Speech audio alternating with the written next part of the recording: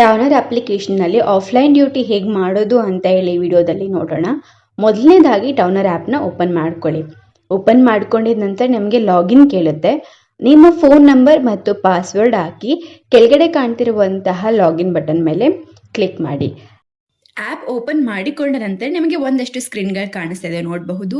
ಇದು ನಿಮಗೆ ಟರ್ನರ್ ಅಪ್ಲಿಕೇಶನಿಂದ ಸಿಗುವಂತಹ ಬೆನಿಫಿಟ್ಸ್ಗಳು, ಏನೆಲ್ಲ ಬೆನಿಫಿಟ್ಸ್ಗಳನ್ನ ನೀವು ಟರ್ನರ್ ಅಪ್ಲಿಕೇಶನ್ಗಳ ಮೂಲಕ ಪಡಿಬಹುದು ಅನ್ನುವುದನ್ನು ಅಲ್ಲಿ ನೀವು ನೋಡಬಹುದು. ನೀವಲ್ಲಿ 2 ಐಕನನ್ನು ನೋಡಬಹುದು, ಒಂದು ವಾಟ್ಸಪ್ ಮತ್ತೊಂದು ಟೆಲಿಗ್ರಾಮ್. ನಿಮಗೇನಾದರೂ ಆ್ಯಪ್ ಬಗ್ಗೆ ಏನಾದರೂ ಡೌಟ್ಸ್ ಇದ್ದರೆ ಅಥವಾ ನೀವೇನಾದರೂ ಸಮಸ್ಯೆನ ಹೆದರಿಸ್ತಾ ಇದ್ದರೆ ನೀವು ವಾಟ್ಸಪ್ಪಲ್ಲಿ ಮೆಸೇಜ್ ಮಾಡ್ಬೋದು. ಅಲ್ಲಿಂದ ನಿಮಗೆ ಡೈರೆಕ್ಟಾಗಿ ಇಮಿಡಿಯೇಟ್ ಕಾಂಟ್ಯಾಕ್ಟ್ ಅನ್ನೋದು ನಮ್ಮ ಸಪೋರ್ಟ್ ಟೀಮಿಂದ ನಿಮಗೆ ಸಿಗುತ್ತೆ. ನಂತರ ಟೆಲಿಗ್ರಾಮ್, ನೀವೇನಾದರೂ ನಮ್ಮ ಟೆಲಿಗ್ರಾಮ್ ಗ್ರೂಪ್ಗೆ ಜಾಯ್ನ್ ಆಗಬೇಕು ಅಂತ ಅಂದ್ಕೊಂಡಿದ್ರೆ ಟೆಲಿಗ್ರಾಮಲ್ಲಿ ಜಸ್ಟ್ ಒಂದು ಹಾಯ್ ಅಂತ ಮೆಸೇಜ್ ಹಾಕಿದ್ರೆ ಸಾಕು, ನಿಮ್ಮನ್ನು ಟೆಲಿಗ್ರಾಮ್ ಗ್ರೂಪ್ಗೆ ಜಾಯ್ನ್ ಮಾಡಲಾಗುತ್ತೆ. ಕೆಳಗೆ ನಿಮ್ಮ ಹೆಸರಿನ ಪಕ್ಕದಲ್ಲಿ ಆಫ್ ಡ್ಯೂಟಿ ಅಂತ ಹೇಳಿ ಒಂದು ರೆಡ್ ಕಲರ್ ಬಟನ್ ಕಾಣ್ತಾ ಇದೆ. ಅದನ್ನು ನೀವು ಆನ್ ಮಾಡ್ಕೊಬೇಕು. ಅದು ಆನ್ ಮಾಡಿಕೊಂಡ್ರೆ ಮಾತ್ರ ನೀವು ಆ್ಯಪ್ ಒಳಗಡೆ ಬರೋದಕ್ಕೆ ಆಗೋದು. ಅದನ್ನು ಆನ್ ಮಾಡ್ಕೊಂಡಿದ ನಂತರ ನಮಗೆ ಈ ರೀತಿಯಾಗಿ ಗ್ರೀನ್ ಬಟನ್ ಕಾಣಿಸುತ್ತೆ. ನಂತರ ನಿಮಗೆ ಮೇಲುಗಡೆ ರೈಟ್ ಕಾರ್ನರಲ್ಲಿ ಕಾಣ್ತಿರುವಂತಹ ಕ್ಯಾಬ್ ಐಕನ್ ಮೇಲೆ ಕ್ಲಿಕ್ ಮಾಡಿ. ಸೊ ಇದು ನೀವು ಸೆಲ್ಫ್ ಬುಕ್ಕಿಂಗ್ ಅಥವಾ ಆಫ್ಲೈನ್ ಬುಕ್ಕಿಂಗ್ ಅಂತ ಏನು ಕರಿತೀವಿ ಅದನ್ನು ಮಾಡೋದಕ್ಕೆ ಆ ಐಕನ್ ಮೇಲೆ ಕ್ಲಿಕ್ ಮಾಡಿದ ನಂತರ ನಮಗೆ ಈ ರೀತಿಯಾಗಿ ಒಂದು ಸ್ಕ್ರೀನ್ ಓಪನ್ ಆಗುತ್ತೆ. ಇಲ್ಲಿ ನೋಡಬಹುದು, ನೀವು ಕಸ್ಟಮರ್ನ ಪಿಕಪ್ ಲೊಕೇಶನ್ ಮತ್ತು ಡ್ರಾಪ್ ಲೊಕೇಶನ್ ಎಂಟರ್ ಮಾಡಿ. ಸೊ ಅದೆರಡನ್ನು ಎಂಟರ್ ಮಾಡಿದ ನಂತರ ನಮಗೆ ಬಿಲ್ ಡೀಟೇಲ್ಸ್ ತೋರಿಸುತ್ತೆ. ಇದು ಬಂದು estimated bill details. Service type ಯಾವುದು, ಡೈಲಿ, ರೆಂಟಲ್, ಔಟ್ ಸ್ಟೇಷನ್, ಯಾವ ಸರ್ವಿಸ್ ಕೊಡ್ತಿದ್ದೀರಾ ಅನ್ನೋದು ಅಲ್ಲಿ ತೋರಿಸುತ್ತೆ.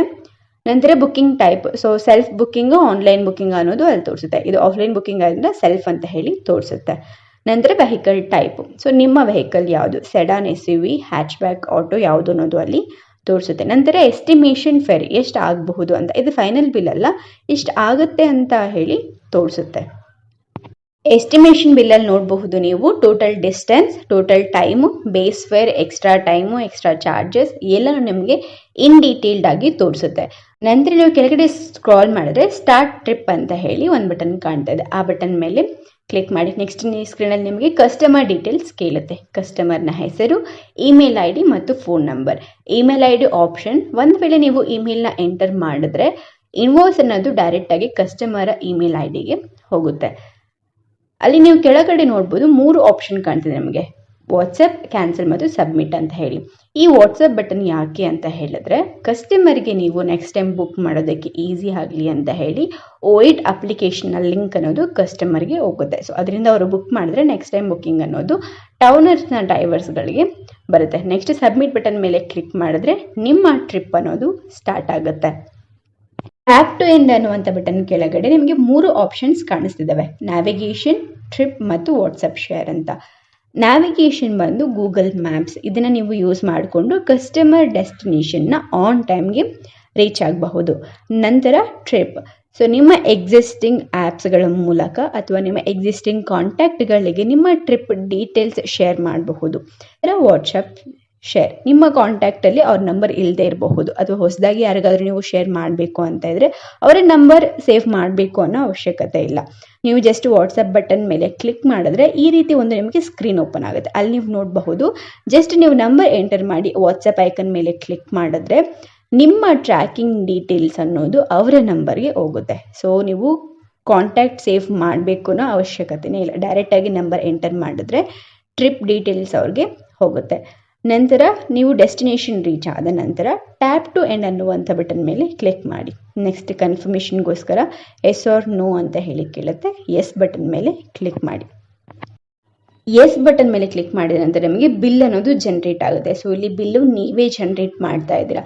ಹಾಗೆ ಈ ಬಿಲ್ನ ನೀವು ಕಸ್ಟಮೈಸ್ ಕೂಡ ಮಾಡ್ಕೋಬಹುದು, ಅಂದರೆ ಎಡಿಟ್ ಮಾಡಬಹುದು. ಕೆಳಗಡೆ ಸ್ಕ್ರಾಲ್ ಮಾಡಿದ್ರೆ ನೀವು ನೋಡಬಹುದು ಟ್ರಾವೆಲ್ ಏಜೆನ್ಸಿ ಡಿಸ್ಕೌಂಟ್ ಚಾರ್ಜಸ್ ಅಂತ ಇದೆ. ಟ್ರಾವೆಲ್ ಏಜೆನ್ಸಿ ಅಂದರೆ ನೀವು ನಿಮ್ಮ ಕಸ್ಟಮರ್ಗೆ ಡಿಸ್ಕೌಂಟನ್ನು ಸಹ ಕೊಡಬಹುದು.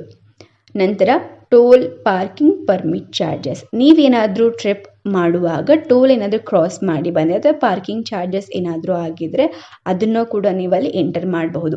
ಇದಲ್ಲದೆ ಕಸ್ಟಮರ್ ಏನಾದರೂ ನಿಮಗೆ ಟಿಪ್ಪನ್ನು ಕೊಟ್ಟಿದ್ರೆ ಅದು ಕೂಡ ಸಹ ಅಲ್ಲಿ ಎಂಟರ್ ಮಾಡಬಹುದು. ನಂತರ ಜನರೇಟ್ ಬಿಲ್ ಮೇಲೆ ಕ್ಲಿಕ್ ಮಾಡಿ. ನಂತರ ಪೇಮೆಂಟ್ ಕಲೆಕ್ಟ್ ಮಾಡ್ಕೊಳ್ಳೋದಕ್ಕೆ ಆಪ್ಷನ್ ತೋರಿಸುತ್ತೆ, ಆನ್ಲೈನ್ ಮತ್ತು ಕ್ಯಾಶ್ ಅಂತ ಹೇಳಿ. ನೀವು ನಿಮ್ಮ ಟ್ರಿಪ್ಪನ್ನು ರೇಟ್ ಮಾಡಿ. ಹಾಗೆ ನಿಮ್ಮ ಕಸ್ಟಮರ್ ಬಿಹೇವಿಯರ್ ಹೇಗಿತ್ತು ಅಥವಾ ನಿಮ್ಮ ಟ್ರಿಪ್ ಹೇಗಿತ್ತು ಅನ್ನೋದನ್ನು ಕಮೆಂಟ್ ಮೂಲಕ ತಿಳಿಸಿ. ಅದರ ಕೆಳಗಡೆ ನೀವು ನೋಡಬಹುದು 3 ಆಪ್ಷನ್ ಕಾಣ್ತಾ ಇದೆ. ಒಂದು ಶೇರ್, ಸಬ್ಮಿಟ್ ಮತ್ತು ವಾಟ್ಸಪ್ ಅಂತ ಹೇಳಿ. ಅಗೇನ್ ಶೇರ್ ಬಂದು ನಿಮಗೆ ನಿಮ್ಮ ಬಿಲ್ಲನ್ನು ಶೇರ್ ಮಾಡೋದಕ್ಕೆ ಎಕ್ಸಿಸ್ಟಿಂಗ್ ಕಾಂಟ್ಯಾಕ್ಟ್ಗಳಿಗೆ ಮತ್ತು ಎಕ್ಸಿಸ್ಟಿಂಗ್ ಆ್ಯಪ್ಗಳ ಮೂಲಕ ಇನ್ವಾಯ್ಸ್ನ ನೀವು ಶೇರ್ ಮಾಡಬಹುದು. ನಂತರ ವಾಟ್ಸಪ್. ಸೊ ವಾಟ್ಸಪ್ ಬಟನ್ ಮೇಲೆ ಕ್ಲಿಕ್ ಮಾಡೋದ್ರಿಂದ ನಿಮ್ಮ ಬಿಲ್ಲಿನ ಡೌನ್ಲೋಡ್ ಲಿಂಕನ್ನು ನೀವು ವಾಟ್ಸಪ್ ನಂಬರ್ಗೆ ಕಳಿಸಬಹುದು. ಇಲ್ಲಿ ನೀವು ನಂಬರ್ನ ಸೇವ್ ಮಾಡ್ಕೊಬೇಕು ಅನ್ನೋ ಅವಶ್ಯಕತೆ ಇಲ್ಲ. ಜಸ್ಟ್ ನಂಬರ್ ಎಂಟರ್ ಮಾಡಿ ವಾಟ್ಸಪ್ ಬಟನ್ ಮೇಲೆ ಕ್ಲಿಕ್ ಮಾಡಿದ್ರೆ ಅವರಿಗೆ ಇನ್ವಾಯ್ಸ್ನ ಡೌನ್ಲೋಡ್ ಲಿಂಕ್ ಹೋಗುತ್ತೆ. ಆ ಲಿಂಕ್ ಮೂಲಕ ಅವರು ಬಿಲ್ಲನ್ನು ಡೌನ್ಲೋಡ್ ಮಾಡ್ಕೊಬಹುದು. ನಂತರ ಸಬ್ಮಿಟ್ ಬಟನ್ ಮೇಲೆ ಕ್ಲಿಕ್ ಮಾಡಿದ್ರೆ ನಿಮ್ಮ ಟ್ರಿಪ್ ಅನ್ನೋದು ಕಂಪ್ಲೀಟ್ ಆಗುತ್ತೆ.